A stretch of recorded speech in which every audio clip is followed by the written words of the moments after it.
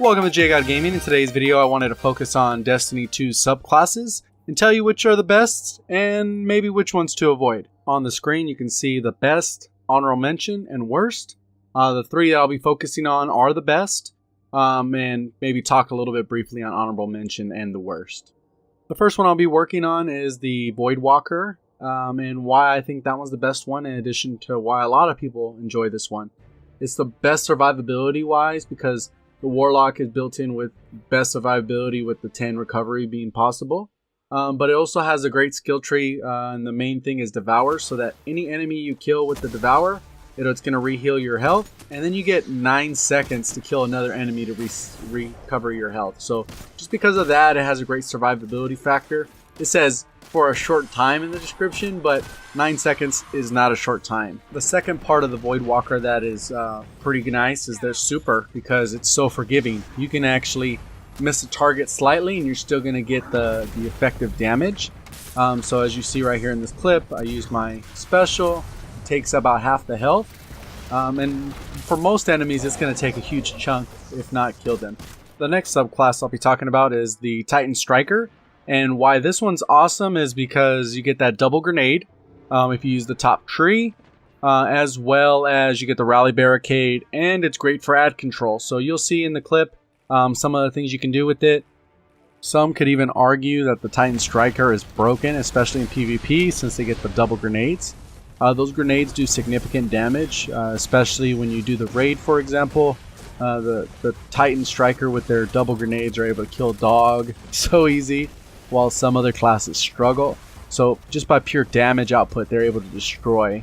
They're super great for clearing ads, and then you have the rally barricade, which you're going to see right here, which allows you to infinitely lay bullets down on any enemy, and provide cover, not just for yourself, but for your teammates. So it's great when you need to go revive somebody, you can go ahead and slam down the rally barricade, and then go ahead and run up and provide some cover for yourself while you're laying down damage. You can see right here, you just do this little drop method, and you're going to get that unlimited ammo burst on the enemy. And last but not least, from my top 3 list is the Warlock Stormcaller. And the reason why this one's at the top of the list is because it has the Arc Souls, which causes additional damage for anyone steps inside your healing rift or empowering rift. Also gives you a pulse grenade, and it's great for ad damage as well. So you'll see some of these things in action. It just depends on how you want to use it, but this one's top tier as well. Here's a little bit of the Arc Souls in action. So you can see they're causing damage. They're actually shooting the ads. Even though I'm shooting them, they're going to cause additional damage, which is great because if all of your teammates step into the rift, they're going to get this additional ad damage as well. The pulse grenades are great because they linger and cause additional damage as they pulse. Which is great that the Titan Striker and the Stormcaller have this one, because the Hunter kind of got screwed. They don't have one that does this. And why their supers are great for ad control is because they actually chain together. If the enemies are close enough, the actual electricity will connect from one enemy to the next, and you'll be able to destroy multiple ads at once. And although those are my top 3, and I have honorable mentions and ones that I think are worst, I think plenty of these classes are viable, but it's if you had to pick and choose which one are you going to go with, you're obviously going to go with the best ones.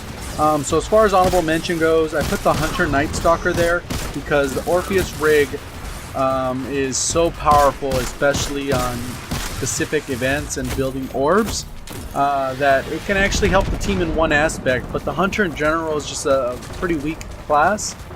Because of the way their builds are, you're kind of limited in a lot of things you can do, and you don't really contribute to the team other than orbs.